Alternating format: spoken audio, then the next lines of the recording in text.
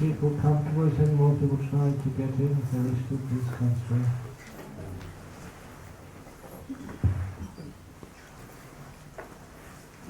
Very good. Treasure.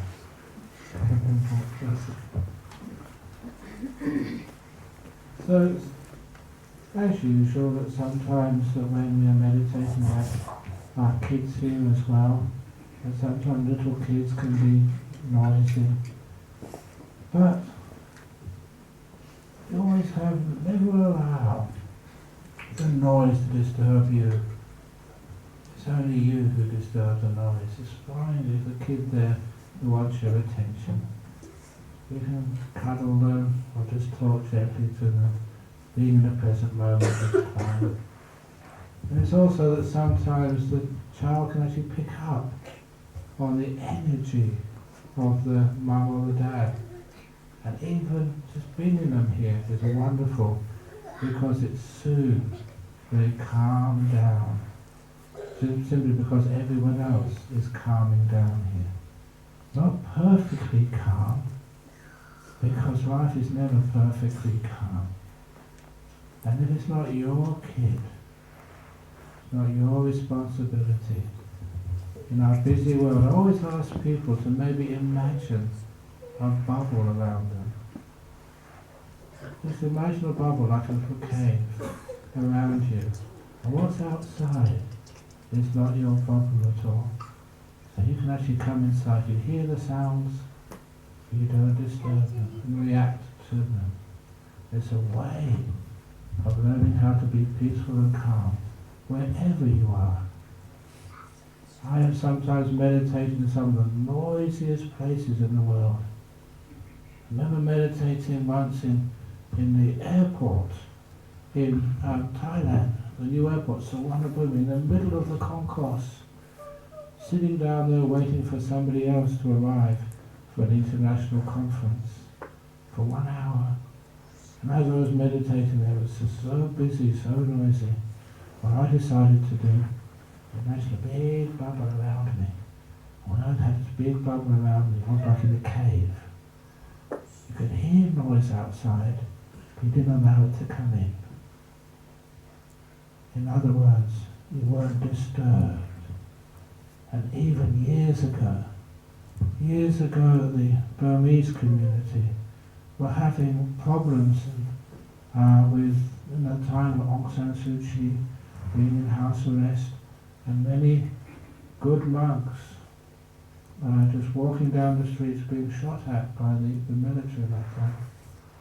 And just to bring some awareness there, the Burmese community asked for just holding not a protest, but a very silent vigil in the middle of Perth. And monks don't protest, we keep outside of politics. But if it was just a silent vigil, I thought, I also wanted to test myself because it was right in the middle on the steps of a church, and opposite this very busy part with lots of noise being blasted out constantly. And I thought, can you do that, sit without any cushions on the cold pavement for 2 hours and just allow the noise to disappear? I remember just doing that. I was very happy that you could, in the most noisiest of places, get very still and very peaceful. But that takes lots of training. And for most people, at home, in what they call the real world, you have kids. So how do you deal with kids when you want to meditate, young children? Or if you are a kid yourself with noisy brothers and sisters? So this story was told to me by this Australian girl, a young mother, 2 kids, boy and a girl. And she always wanted to meditate, but as soon as she started to close her eyes to get some peace in her house, in her mind, her kids would ask her, Mummy, Mummy, I need to go toilet. She never needed to go toilet, she wanted attention from Mummy. Mummy, Mummy, I need a glass of water. Mummy, Mummy. And when she didn't respond, when she had her eyes closed meditating, they would climb all over her. She had long hair and started pulling her hair. Mummy, mummy, mummy, mummy. And what... There we go. And then she got so frustrated she could never find time to meditate that one day she just sat there. Mummy, mummy, mummy, need to go toilet, need to go potty. Mummy, mummy, mummy, I need some water. Mummy, mummy. That never worked. Then they tried the pulling hair. She never responded. And then never doubt the ingenuity of young kids. Mummy, mummy, mummy, Barry has got the kitchen knife out from the drawer. Barry, Sarah has turned on the gas. Mummy, mummy, mummy. And she thought, no, I'm going to meditate and I don't care if the house blows up or if they mutilate each other with a kitchen knife. I'm going to meditate this time. And she did that. She just meditated. Soon things went very quiet. And she had her little meditation time. And when she opened her eyes, the house was still there. The place hadn't blown up. And the two children were sitting quietly. They hadn't taken the knife out and cut each other to bits. This was just threats to get Mummy's attention. And she said from that day on, she could always find her time to meditate. When? So she closed her eyes. The kids knew there's nothing they could do for actually to get the Mummy out of her meditation. She won her meditation time, she earned it. And after a few times, the children realized that Mummy or Daddy is a much better Mummy or Daddy after they've been to the temple to meditate. That's why so often in the regular meditation talks which I've given, sometimes you see mothers, fathers come to the temple to meditate and they say, I never wanted to come to the meditation tonight.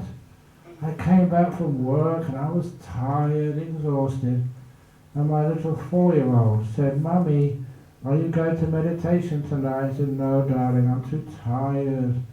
Mummy, I think you should go to meditation tonight. No, I'm exhausted. Mummy, go to meditation tonight.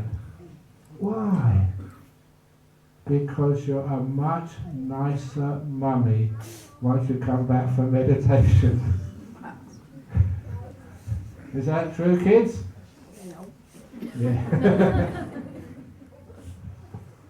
So sometimes we do this for wisdom, that it makes you a better person. Less stressed out.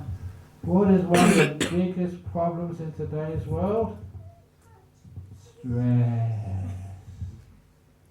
And unfortunately, that comes even at a very young age. Maybe when I was a kid here in London, you'd go out, you'd play soccer all the time, you'd do lots and lots of free time. The homework wasn't that much. The exams, well, they were pretty easy, but there wasn't that much stress when I grew up. I don't know what about you when you were growing up in Sri Lanka or wherever. But now, poor kids, so much is expected of them, to the point that I was shocked when I was part of conducting a seminar over in Malaysia for Buddhist children between the ages of, I think, 14 and 22 or something. And just asking the children, this was maybe 10 years ago now, what is your biggest difficulty in your life? And they replied, the biggest difficulty was stress, tiredness, exhaustion. So my goodness, 14-year-olds being exhausted at that age, that's not setting a good example, for their future. So learning how to relax more does actually help you overcome that tiredness and anxiety, even at such an early age, to the point that I was fortunate that even the first meditation teacher I found could teach me how to relax and be peaceful. And even to the point that when I was at Cambridge University, big university, very posh university, but there we had what we call the final exams. And they were called final exams because your degree or your lack of degree would depend upon just that one series of exams, the finals. Everything else you've done throughout the whole 3 years at university counted for nothing at all. The final exams were it, so the pressure was on. And I remember seeing, it was scrawled as graffiti on the walls, had very brilliant graffiti on the walls of those days, like sayings. And the saying I remember there was, exams kill by degrees. The test. You were judged at such an early age. But fortunately, by that time I already knew how to calm my mind down. So this was exams in theoretical physics, quantum theory, astrophysics of the galaxy, really interesting stuff, but very tough. So, in those days, the final examinations were held over 6 days. Monday, Tuesday, Wednesday, Thursday, Friday, and even Saturday. 3-hour paper in the morning, hour lunch, a 3-hour exam in the afternoon, one after the other. These days we call it human rights abuse. Torturing your brain. Imagine that stress, hardly any break. One exam after another, after another, after another, 6 days straight. But by that time I already knew the basics of meditation. Peace as a means of relaxation. So what happened after a 3-hour exam on Einstein's general theory of relativity? After things like that, you have an hour for lunch before fundamental particle physics paper. Interesting stuff when you have to do an exam on it. And your future is supposed to depend upon this. The pressure was on. I often tell people, if only I had known I was going to become a monk for the rest of my life, I wouldn't have worried so much. The pressure would not be on. But I never knew that at the time.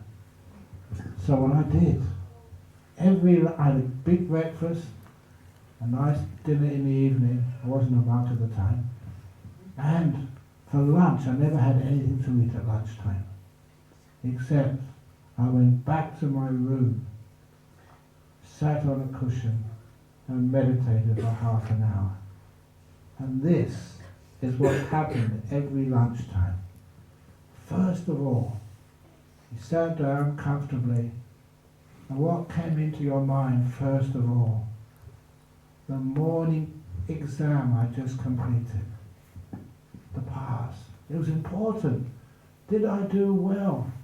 Did I answer the questions correctly? Could I have added something extra to my explanations? I started worrying about an important exam I just completed. And of course we all know that the exam paper was already in, it cannot be changed.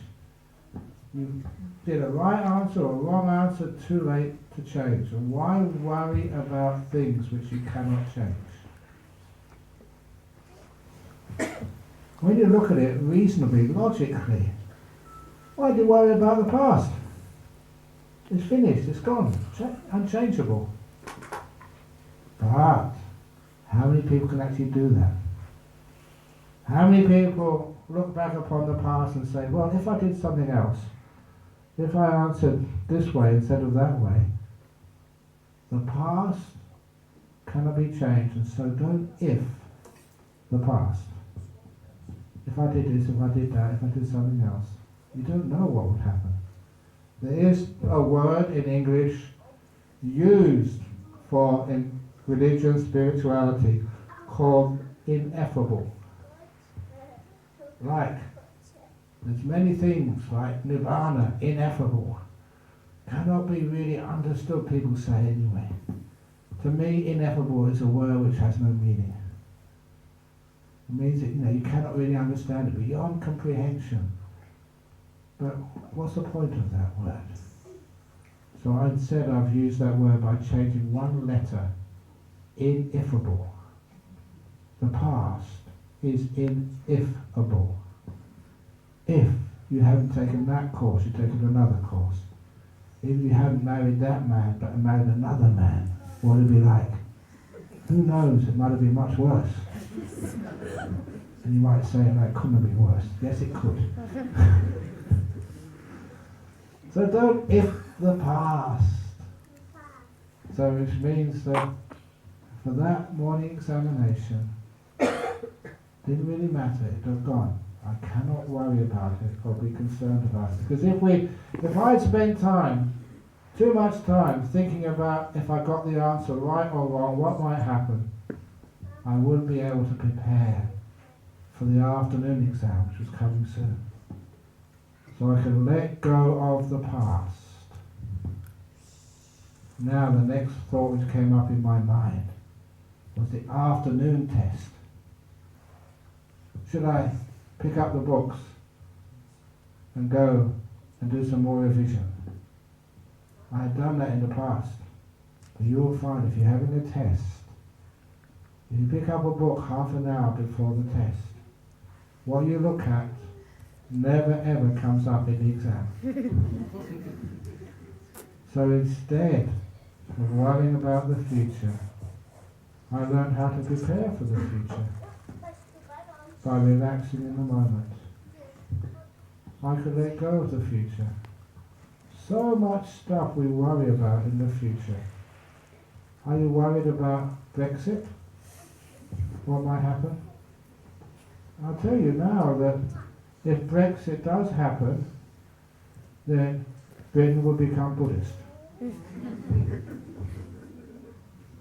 You know why? I told a few people this joke. If Brexit happens, Britain will become an island unto itself. You remember that saying of the Buddha? Be an island unto oneself, Atadipa. So, there's always look at things in a positive way. If Brexit happens, you'll be an island unto yourselves. Anyway, I thought that was funny.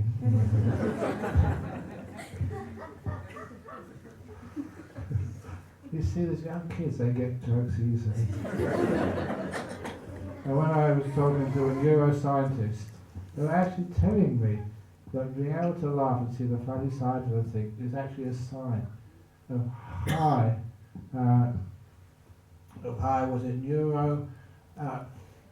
development of the brain. Have you ever seen people who don't laugh?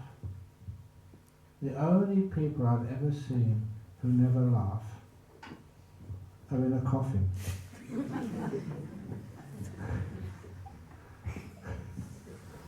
This is true. It's a sign of intellectual impairment or death. So that's one of the reasons why. You always see very highly educated people, very wise people, they can see the funny side of things. So, laughter, joy is part of our path. I'll come across that later on. For me anyway, letting go of the future, not worrying about it. Again, worrying about things which you can't change. The future exam coming soon. If I kept worrying about that, I'd become so tired and exhausted. So I let go of the future exam, let go of the past exam. For me that was coming into this present moment. Just like in the Bhaddekaratta Suttas. In the present moment. And as soon as I became in the present moment, that is where I could get some very deep insights into, first of all, my body. I never ever thought of myself as a nervous person with anxiety. But now I was in a high stress situation, facing what I thought was my future in my success or failure in this exam. I was physically shaking. I never saw that before because I never expected it. I never thought of myself as being nervous. But when I looked at myself, I was physically shaking because of the stress of a final exam, which I thought was important. As soon as you see that anxiety in your body, it's so easy to relax it. And from that, later on in my life, I adapted that to physical health. To things like cancer. Cancers don't just come out of the blue. They develop. And if human beings were only more aware of their own body, they could actually feel there's something going on in that body, something wrong, something unbalanced. You can feel it in your body. And once you can feel it in your own body, you can do something about it. I have a very strong, I actually do a lot of work for even our cancer societies in Perth. So much so that it was some years ago that the government in Western Australia put a huge amount, multi-million-dollar complex, for people with cancer. So you have the breast cancer, melanomas, prostate cancer, all the cancers. People could go to this one facility that had all sorts of treatments, counselling, psychologists. And when they had the main opening with the head of the government of Western Australia, they invited me as the other VIP. So there's only two VIPs came to the opening of this multi-million-dollar centre. And of course I asked, why me? Why not an archbishop or an imam or anyone else? Why me? And they said because many of the teachings which I'd given over those years had really helped get people through their cancers. And of course I was asking why. What sort of insight had I given to have a healthy body? And this was one of that little body scan, being aware of your own body. If you're too busy worrying about what you're doing next, how can you be aware of what's happening in your body right now? So, little things which I learned. In that present moment awareness, I learned just how to relax my body. Starting at that examination where you're very shaky, once you realise what the problem is, it's very easy to find out how to relax it. What makes it worse? What makes it less? Worrying about the future made it much worse. Relaxing, being kind, you feel it get better. Trial and error gave me just how to relax my own body.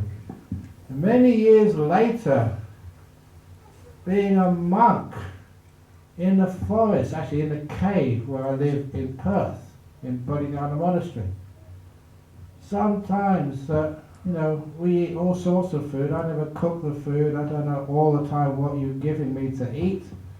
And sometimes you get sick. This particular, we call it indigestion. It's an occupational hazard for a monk. Because, we kind of give you stuff. This is very special. I must have this. Now, Handra, please eat this. It's special for you.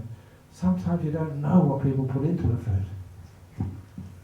Sometimes I've had some Sri Lankan fish balls which have almost burnt my mouth to smithereens. You know, the fish balls are so much chili in it.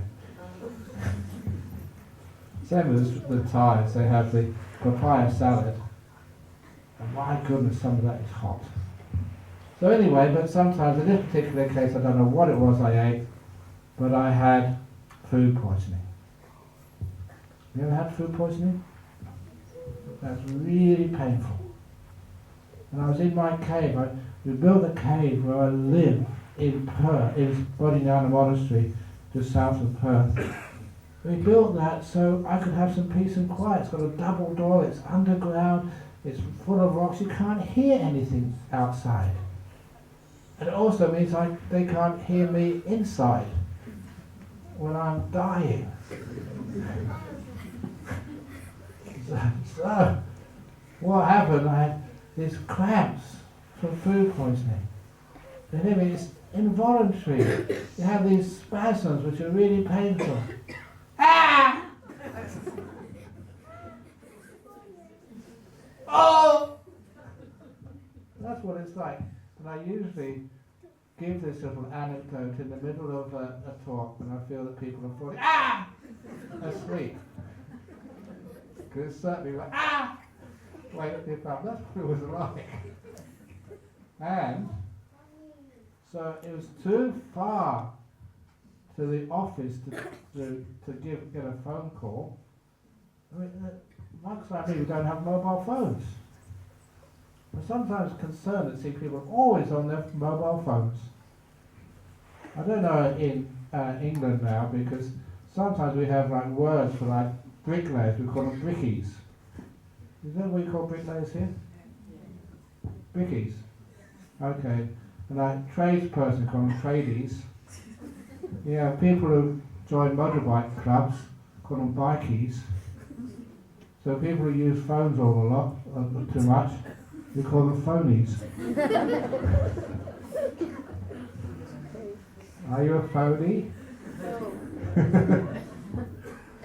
So anyway, I didn't have a mobile phone, so I couldn't call anybody up. It was too far away from an ambulance anyway, I'd be dead by the time they came. Please sir, your call is important to us. The first available operator will attend to your call. Do you have that in the National Health Service as well? Yeah, okay. Throughout the world. So anyway, there you're there, left your own. You don't need an ambulance when you know how to relax your own body. You feel the tightness in your guts, or wherever it was. You're kind to it. You learn how to relax the contractions, the agony. Every time one happened, I learned how just to relax it. The next contraction or irritation spasm was a little bit less. Only a tiny bit less. The next one, a tiny bit less. The next one, a tiny bit less. The next one, it took me 20 minutes, maybe half an hour, until the spasms of food poisoning were calmed down so much, there was no problem at all with my guts. It was back to normal. No agony, no indigestion, everything had just calmed down completely. Half an hour is all it took. If I'd have called an ambulance, I'd have to go back again by the time they came, because there's no problem anymore. And it was amazing what you can do when you learn how to relax your own body. I was talking on the way here with one of my best friends. I'll go back to the Cambridge story later on. One of my best friends, he was actually the first Buddhist I ever met. When I was a Buddhist before, but sometimes I scold the London Buddhist Vihara, because they're one of the first Buddhist temples here in England. And that was my area. That's what came in Chiswick, Acton, I grew up, Hammersmith, I went to school, and I never realised there was a Buddhist centre there. And if I'd have known, I'd have been there every night. I was a really motivated Buddhist. But when I went to Cambridge, it was Buddhist Society of Cambridge University. I thought, wow, there's actually places I can go to be a Buddhist. I thought I was the only Buddhist in London at the time.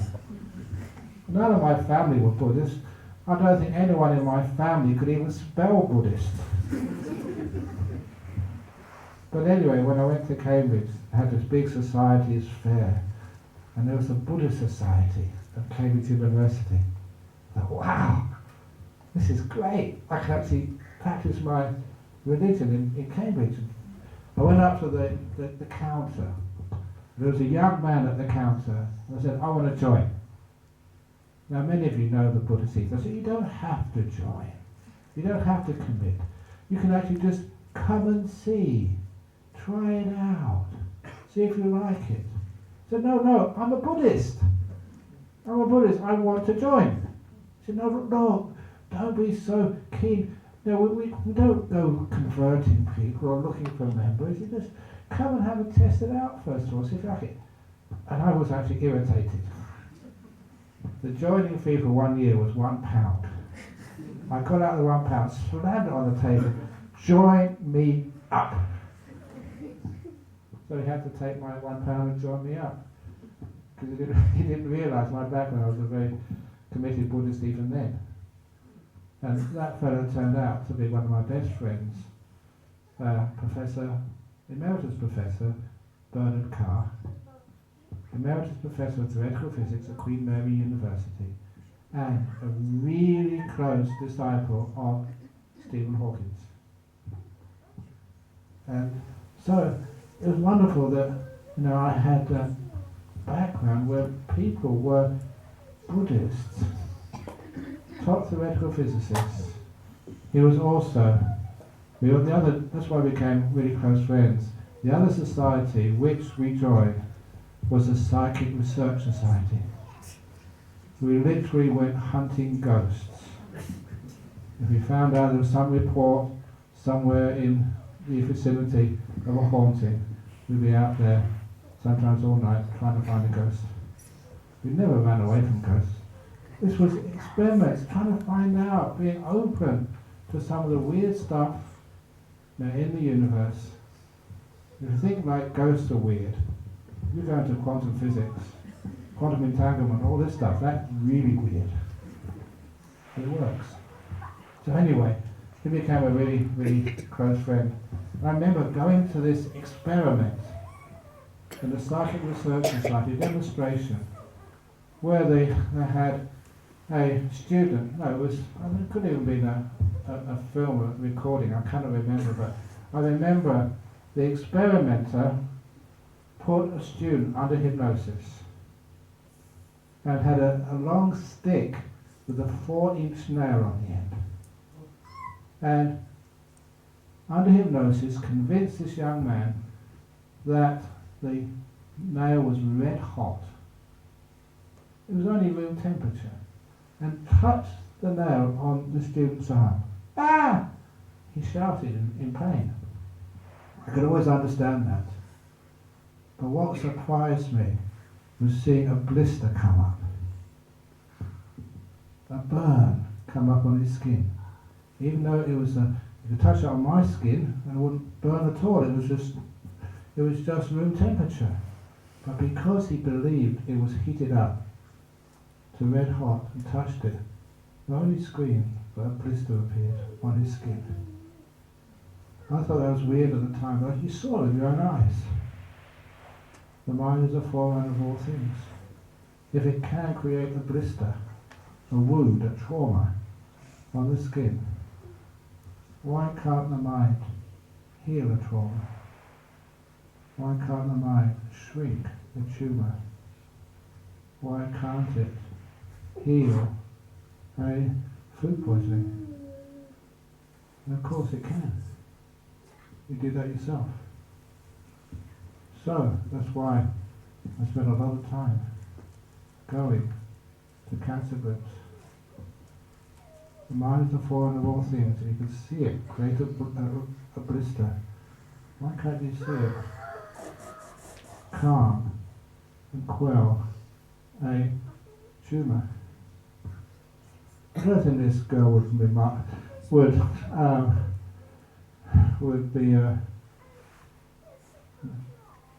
would mind, actually, I was going to say, me telling this little anecdote. Sri Lankan girl in Perth, about 12 years of age. She had some trouble with her spine, and found out, through the doctors doing CT scans, her spine was twisted, congenital deformation of the spine. And the physiotherapist had said the only way to make sure you don't end up in a wheelchair for the rest of your life is to wear this brace, this iron brace over the top half of your body. And this poor young girl, she was so positive, everything in her life was going well, and it not only was really uncomfortable, but also was going to open her up for a lot of criticism by her friends in school. Kids going through puberty, kids being compared to others. Even her friends would probably criticise her, iron woman, or cage girl, I don't know what they might call her. But anyone is different in the school, sometimes you always get teased. So her mother was really concerned at the fact that her positivity in her life, which was obvious, would be diminished by having to wear this half-body brace.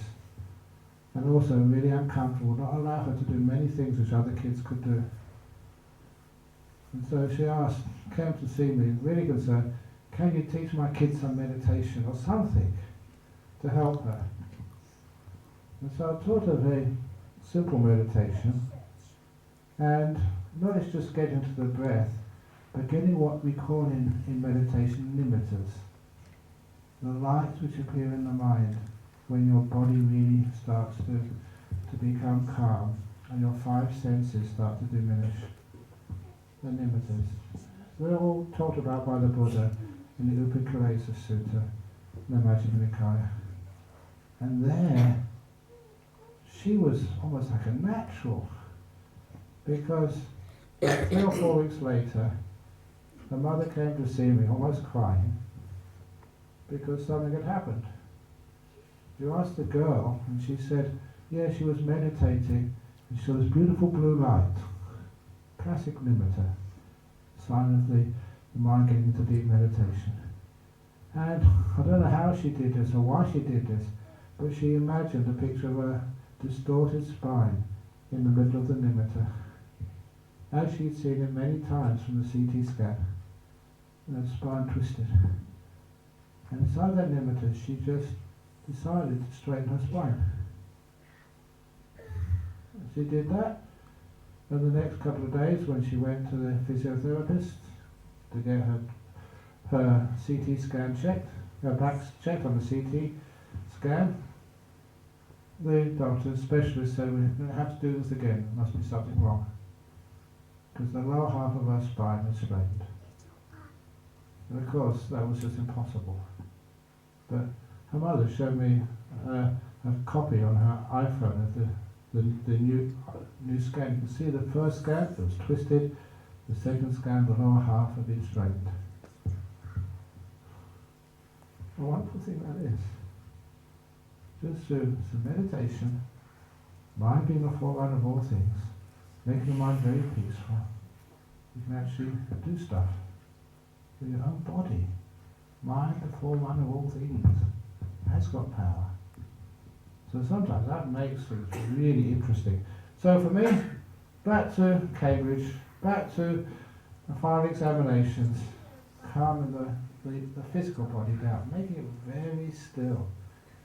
And then I came to the last part of every lunchtime. What I came across was how tired my body was, how exhausted it was. You'd just done 3 hours of really full-on, intense brain activity. Now, answering questions on these amazing deep subjects and under stress. And so after that, my brain was exhausted. This is like the stress, the tiredness which people feel in daily life. And some people come to my meditation retreats, over in Perth, the longer ones. The first thing they do is sleep. They are exhausted, as you are exhausted. You've got what psychologists call sleep deficit. Been working so hard, life is so stressful, that you need to catch up on that sleep. Your brain is tired. And I'm pretty convinced that much of our sicknesses in today's world, especially things like cancers, cardiac disease, anxieties, are because our body is exhausted and tired. And something's going to break. Appears as cancers and stuff. So anyway, feeling how tired my body was, exhausted. Now, obviously it's not my fault, it's just working too hard in the morning.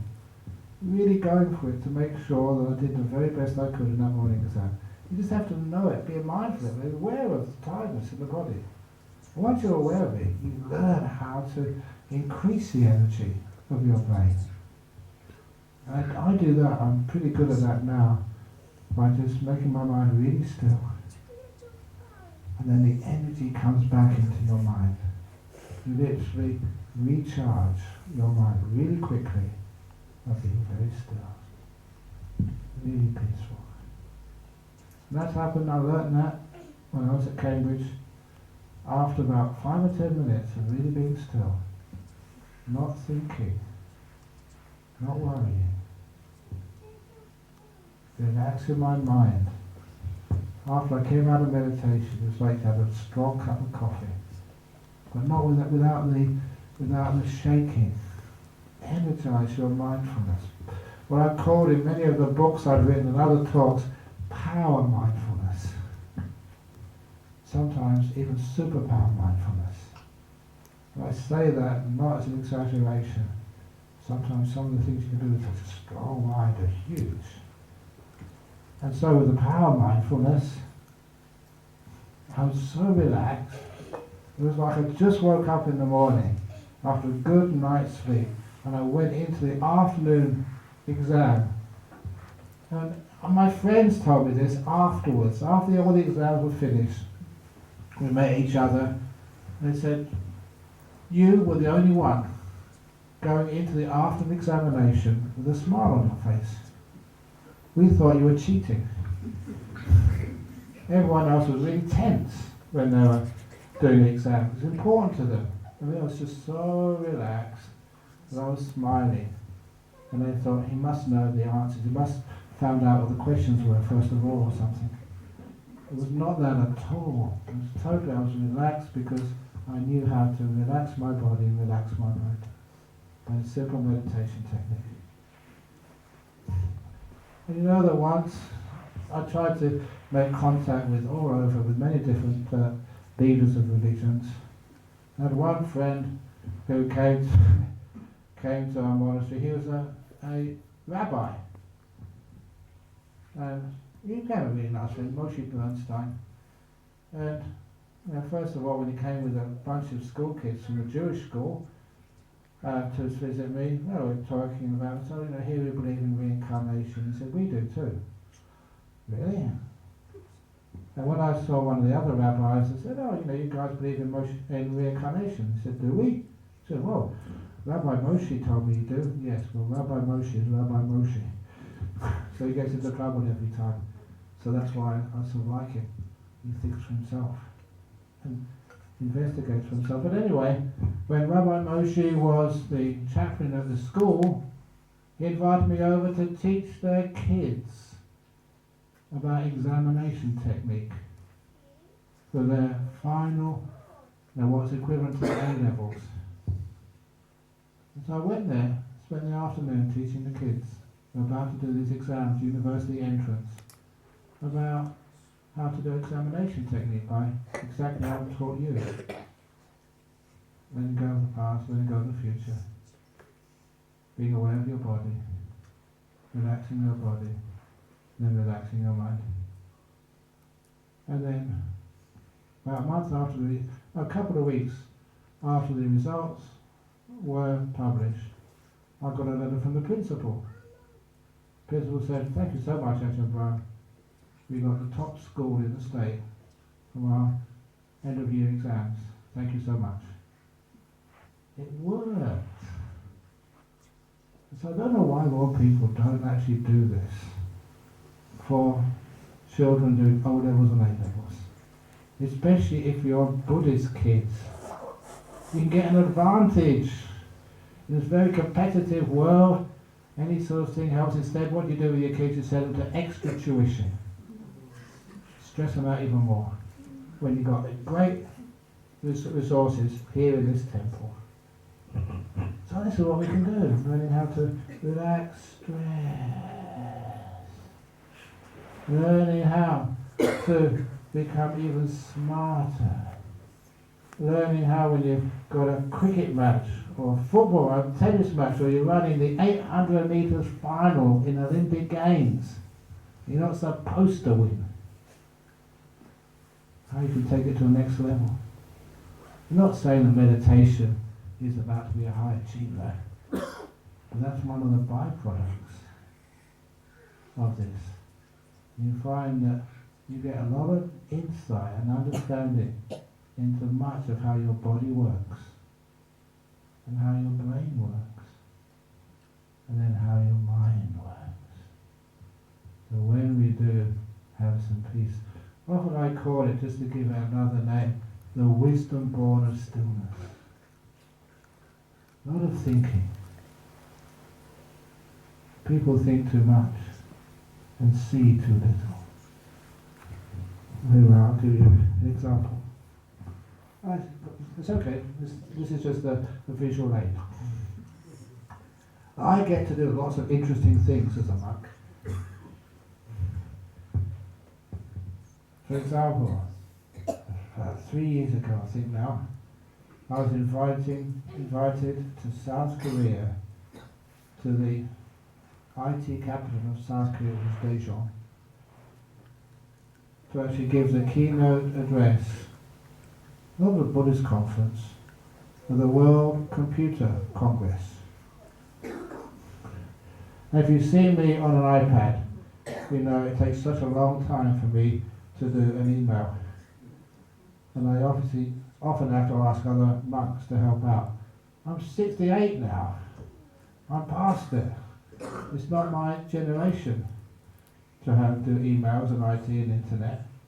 But nevertheless, I had to go up there after the dignitaries, who was well, I think it was not the president of South Korea, but I think one of the ministers of South Korea, and then the president of the Computer Congress, and then me. And people were wondering, what is a monk doing at a World Computer Congress? What are you doing here? You're a monk. You're not a sort of an IT expert. There's amazing experts. The head of IT security in Europe, and the European Union, and all these other executives from especially Samsung, and who else was over there? Google, and all these IT gurus were there, and here was me, who hardly knows how to use a computer. What are you doing here? And I said, when everybody thinks the same, no one thinks at all. If you really want to innovate, which is an important part of any corporation, which is an important part of any community, which is even an important part of Buddhism, keeping the traditions, but innovating in their presentation. Not changing the Dhamma, but changing the way it's expressed in our modern world. And so I held up a plastic bottle like this, and I asked people, what is this which I'm holding up? There's a bottle water, plastic, blue at the top, cylindrical. And they gave all these descriptions until the members of the audience, they were very cooperative because these were people who were innovators and they wanted to find out what the heck I was talking about. Until they couldn't say anything else about this. They had exhausted all of their labels. Everything they'd been taught, everything they had learned, they completed. I said, great, now you're silent. You may be able to see something in this, what I'm holding up, which you've never seen before. Not the labels, but sometimes what this is, and maybe other uses for this. That is called innovation. From stillness, once your mind becomes still, silent, not giving things labels, that's where innovation starts. So many great discoveries came from when the mind was silent. Even one of these other fellows over in Cambridge, Brian Josephson. You look him up on Wikipedia if you wish. Brian Josephson, Nobel Prize winner, in what's called the Josephson Junction, based on quantum tunneling, the basis for supercomputers. Where did he get the idea from? Meditation. It was the TM meditation at the time, the transcendental meditation. Of course, mind really still, and the idea popped up. We gave him a Nobel Prize. And remember, he had to fight for that for about 4 or 5 years against an American Nobel laureate who said, you're crazy, it can't work, you're wrong. But he knew he was right. Came from deep meditation, saw this happening, and eventually stood his ground. Experiments were made, and he was right. And the other Nobel laureate, who had actually by that time had a second Nobel laureate, one of the few people who's got 2 Nobel Prizes, that's pretty up there. And then this guy comes along and says, you're wrong. And Brian Josephson was right, he got the Nobel for physics. The only Welsh person who got that Nobel Prize. But anyway, the point was that's where the insight came from. Deep insight, different ways of doing things, from being peaceful. That's one of the reasons why, to find a peaceful life, a peaceful world, don't talk so much, don't think so much, don't argue. If you're arguing, you're not listening. Thinking while you're meditating is not listening to the truths of the Dhamma from the world, but listening to your own thoughts. You're either talking back at life, or you're letting life teach you from silence, from peace, from stillness. That's all any great wisdom the monks or the bhikkhunis have ever taught you. Always comes from silence. Not repeating what you've heard, but understanding it, letting go deep inside, and from the silence, the peace, the wisdom comes. In all parts of the life. So anyway, that's how we find solutions to problems. Insights, which don't just apply to the fundamental truths of life, even like reincarnation itself. Do people believe, they don't believe in reincarnation, or they think about reincarnation or rebirth without knowing it. That's one of the reasons why a person's experience of stillness opens up so many avenues for knowledge and insights and even success in our world. You want to know your body? You want to know your mind? Be still. Okay, So that's an hour's talk.